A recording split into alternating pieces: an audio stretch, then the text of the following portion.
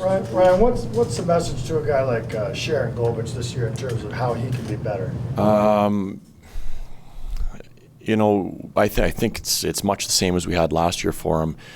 We feel like when Sharon is hard on pucks, when he's committed to getting in the battle a little bit more often, his game comes along nicely. So that's probably one of the bigger messages. And I said last year, I probably had a hand in his slow start. I mean, he had an injury to start with, which not ideal, your last game of the exhibition season, but I bounced him, from the middle of the ice to the wing, and didn't really give him an opportunity to get himself going. So the hope and the belief for me this year is that he's going to be, much more committed, and I think looking for a fresh start as well. He wasn't happy with the way last year went, so I think we're going to get a better Sharon this year. And are you liking what you've seen? I don't know if you watched the game film or clips from Edmonton the other night, but that line, him with Farabee and Frost. Well, Sharon didn't go up the other night. Yeah. Sorry, I want to switch to Frost. Yep. Did you watch the clips of him, and what did you see? Was he doing what you had asked him to do, go to the net more? He was. His overtime goal was greasy, and he'd laugh and probably tell you the same thing. But whether it was some penalty kill time that he had, I thought he did a lot of good things in that game, both with and without the puck. So the challenge for Frosty is to make sure there's consistency in what he does, and there's intention as well. So we ask him to not only help us offensively, but my expectation for him is he's going to be a guy that's going to be counted on defensively as well when we need him on the ice, whether it's a face-off or playing against the top line. I think he's been around the league long enough to be ready to accept and handle that challenge. And then with that, are you hoping that if Frost emerges, that lightens the load on Nazem Kadri, and what you're depending on him to do, and he can ease off a little bit? Sure. I mean, Naz would never say that, of course, because he doesn't want a lighter load.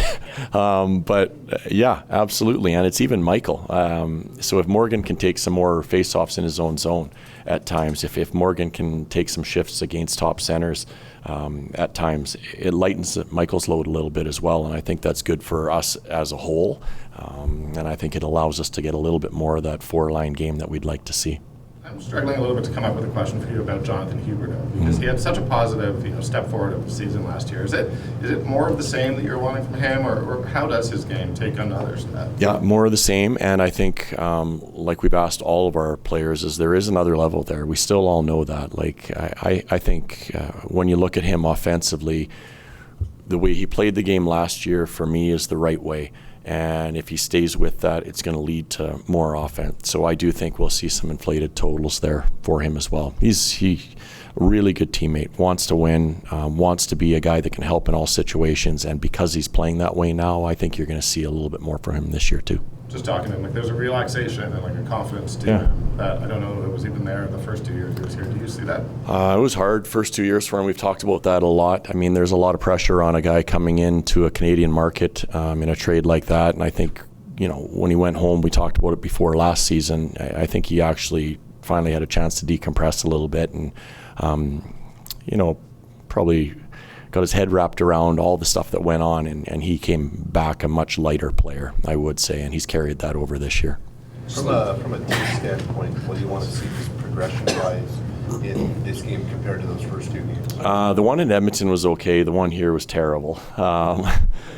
The big thing we try to get across to players, like, we don't expect perfection in regards to your puck touches or maybe some of your reads. This is what this time of year is all about for that stuff. But the way the Calgary Flames play the game, there has to be intention there. So what we're doing with the puck in certain situations, how we're trying to establish forward check and pressure defensemen, there needs to be intention there. So that's what we're looking for out of our team here tonight. You mentioned earlier in camp that Justin Kirkland he's a guy that you can use in a positive way and showing video clips. Was he that same player to you the other night?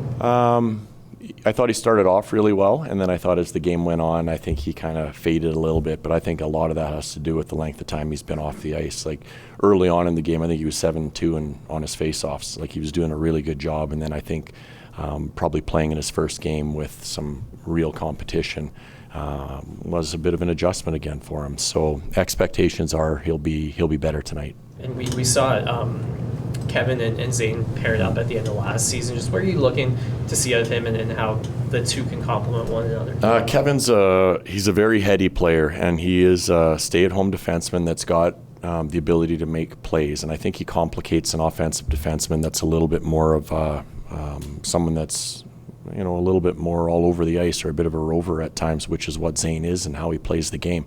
So I think having almost a calming presence there for him at times to help bail him out if there's a mistake that gets made. I think we're hopeful that maybe there's something that the pair will show here tonight.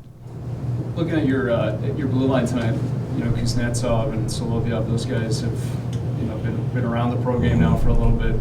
What do you want to see of those guys if they want to push and really make a competition in terms of those spots on your roster? Yeah, and that's, I think, Parks, you kind of hit it. Like, you get to the point where you gotta muscle your way in. So they have to do things that are going to push someone out of a job, and it's our expectation this year that they will. They've been with our team for a long time. They've been good players for us at the American League level, and when they've been called up for us, they've been good players. But now they have to find something that separates them from everybody else on our back end, and they have to do it really well when they play the game. So that's our expectation, and that's why you're going to see those guys play quite a bit during the exhibition season.